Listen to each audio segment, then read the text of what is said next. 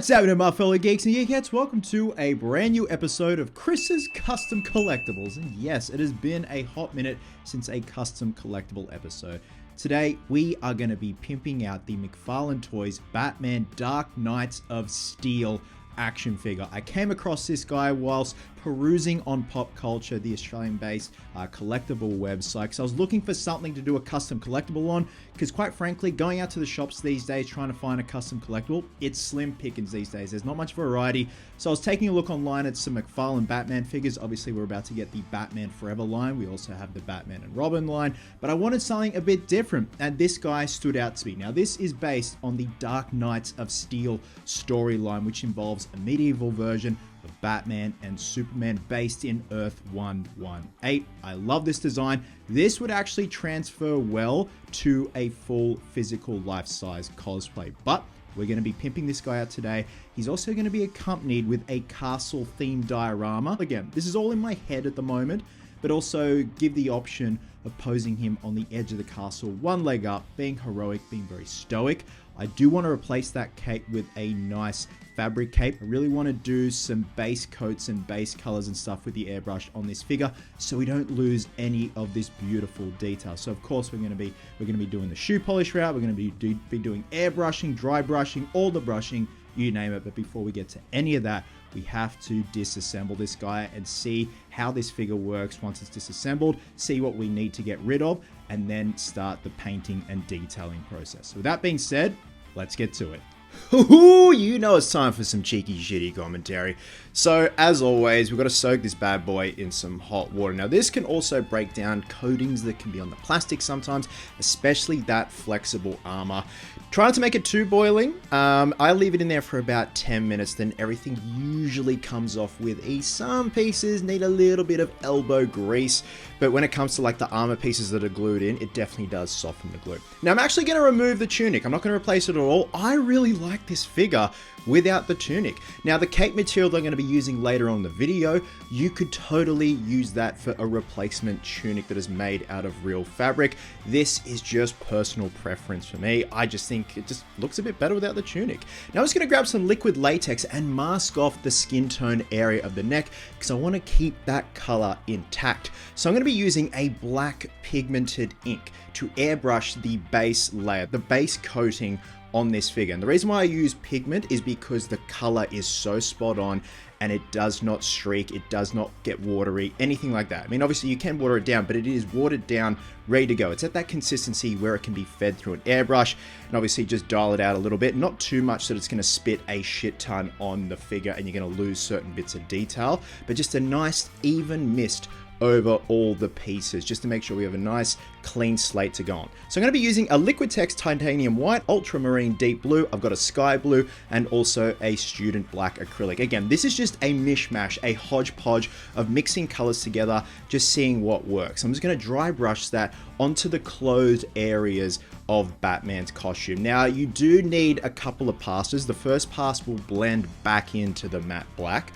The more you build it up, especially on those high points where the clothes kind of bunch and you have folds and stuff like that, it really brings out the highlights of this beautiful sculpt. So as well as the arms and certain parts of the torso. And I was really happy with how that came out. It shifts under certain lighting conditions. I'm now just going to grab a burnt umber, the titanium white, and also a Turner's yellow, and also add a little mix of raw sienna, all acrylics. Now this is for the brown pieces, most notably the upper bicep / shoulder pieces on the figure itself. So just grabbing that raw sienna and mixing that in with the bunch. Now this is also gonna double for the belt and highlighting certain parts of the belt.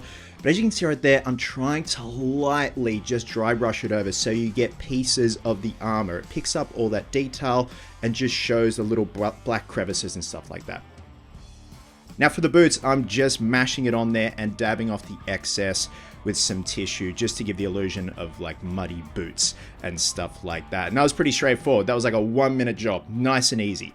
And again for the belt, just lightly dragging it over the belt strap. And for the actual pouches, I just added a little bit more of titanium white, just so there's a difference in color. As you can see right there, you just have to lightly drag it up and down the belt pouch and it highlights all that beautiful detail. You can see the blue highlights there have finally come out and popped once we've added a bit more layers. Now obviously being a custom collectible, we got to use some good old-fashioned rubber buff, just some silver leaf, and just dragging it over nice and neatly, trying to get that even coating, that even texture. And this really made the crack details, the battle damage really pop, as you can see right there. That lovely little piece of crack detail. I absolutely love it. Now the rubber buff is just so versatile and you can use it for so many things, but for armor and making details pop, it is absolutely brilliant. You can see right there as well, just the higher highlights, the high points of the sculpt where the blue is as well, really makes the details pop. So I was pleasantly surprised with how well that turned out. Again, got to give it a couple of passes because that first initial coat is definitely going to blend back into the matte black. Now when it came to the cowl, I didn't want to overly rub and buff it. That's what she said, but I just wanted enough so it mixes well with the matte black. It just gives the illusion that it's this pitted, hammered look to the cowl, that it's an actual solid piece of armor. Now I'm just grabbing some gold rub and buff and just very lightly coating the chest emblem. Now I partially reassembled the figure just to see how it was looking. I was really happy, especially with how well the blue complements the rub and buff and the browns and stuff like that. I was pleasantly surprised. Now next up, we got to tackle the face portion of the cowl and the neck. And I'm just going to be using some undiluted brown shoe polish. Kiwi is very hard to find these days, but it was just a matter of dabbing it on the neck and the mouth plate area and just removing the excess. And what I wanted to go for was give him a bit more of a tan, but also rough, gruff, like he's been in the mud and he probably hasn't had a wash in a couple of days. So he'd take that helmet off and he'd have like a perfect muddy tan line from where the cowl sits. Now just grab some undiluted black shoe polish and very sparingly gave him that 5 o'clock shadow. I didn't even wipe off the excess, just very sparingly on the tip of the brush. Let that soak in. It just gives that difference that he hasn't had a shave in a couple of days. Now I'm just going to glue back those pieces of armor with some cheap and nasty super glue. Make sure you line them up perfectly because this stuff bites onto the material that they use. I think it is some sort of a urethane, like a very flexible urethane or injection molded plastic. Now to weather the sword and the scabbard, it was just grabbing that black student acrylic, dabbing it on, letting it dry just a little bit and scuffing and buffing away the excess. Literally took all but 2 minutes just to really pick up those details and make this thing look gnarly and disgusting along with the scabbard, which we will glue back onto his back later in the video.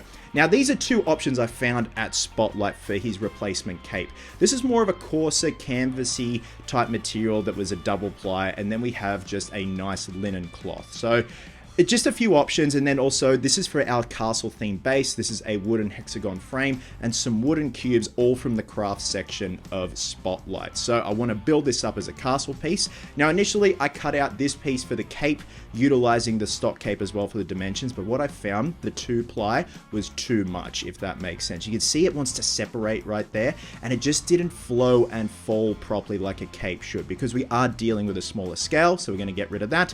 And I ended up going with the linen cloth. Once it's weathered and everything, we've threaded a wire through it, it'll be great. So there's the stock cape, the stock plastic cape, just utilizing the dimensions of the neck area just to make sure it's going to rest back into the figure with ease.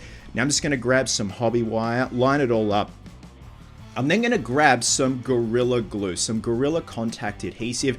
Now I'm squeezing this thing because I'm trying to get the dregs out of this thing and use it all up. And then when it starts to kick, you can apply the wire on top of it. It'll grab onto the wire. It's obviously grabbed onto the fabric.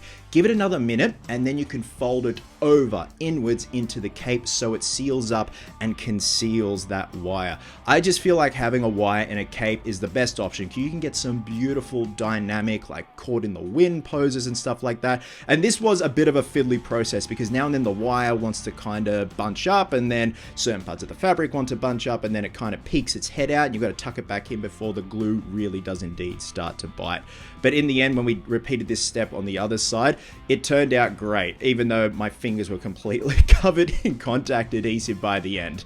You can see right there, nice and flappy. Now we've got to weather this thing, so I'm just grabbing some 120 grit sandpaper. You don't want to go too coarse because it is a pretty fine fine kind of linen fabric, just to fray the edges. You know, we go on the Batfleck route, fraying the edges, fraying certain panels and parts of the cape itself, and also just marking a hole where the scabbard will glue back into the back of the figure, and just opening up that hole right there, making it look all rustic and gnarly, and then grabbing some black oil color, just sparingly on a chip brush, a disposable chip brush from Bunnings, and just really soiling and gnarling and charring that cape. And this whole process took, I think, about half an hour, so a little bit fiddly with the wire, like I said, but once all those elements come together with the sandpaper and the oil color, it just really adds to the figure and just makes it blend in perfectly.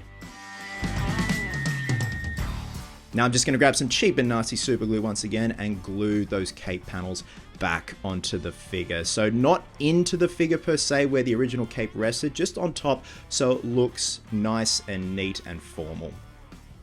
Now I'm just going to grab the scabbard there and also some more cheap and nasty and glue that back with the cape down now. Now this looks like arts and craft for a 2-year-old, and it kind of was, but I wanted to build up this little castle diorama with interval steps. So we've got, you know, a 1 layer, 2 layer, and a 3 layer at the back, just so it wasn't all the same.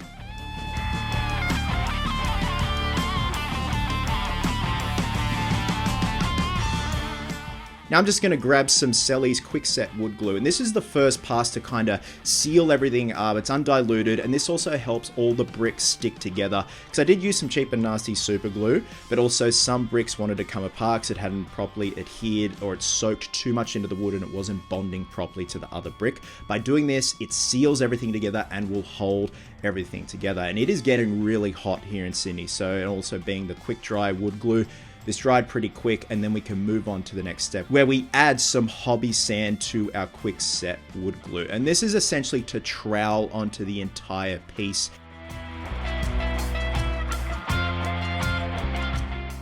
Just blending all those edges in, just getting rid of the illusion of it being bricks, like little hobby bricks. And you get really creative with this. You can really cake it up, build it up on certain areas, and also soften and round out the edges of all those little pillars right there. And again, being hot, it was starting to set quickly, and if it does, if you are finding your batch is starting to set quickly, you can just dilute it down with a bit of water. But as it starts to set, you can dab the brush on it and get some really interesting textures.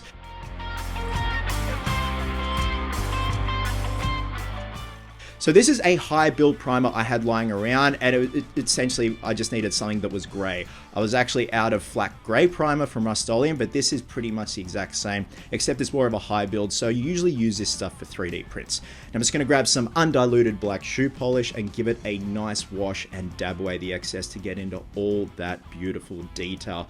Because what we're going to be doing next is grabbing a titanium white and a neutral grey from Liquitex once we've gotten rid of all that excess. And this is essentially to dry brush and highlight and really make it look like stone, like old medieval stone. Now you can add white to that grey to really build up those high points there, to really give it some beautiful looking texture.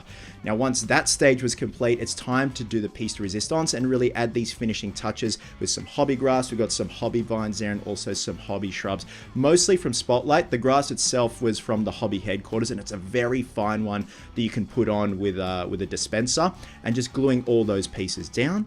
And now I think it's time for the final reveal.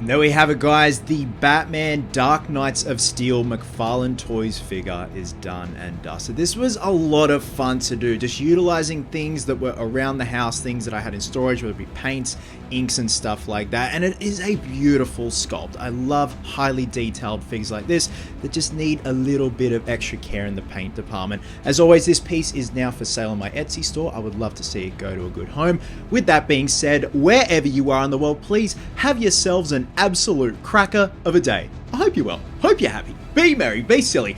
Until next time, geeks and geekettes, please always remember, cosplayers do it best.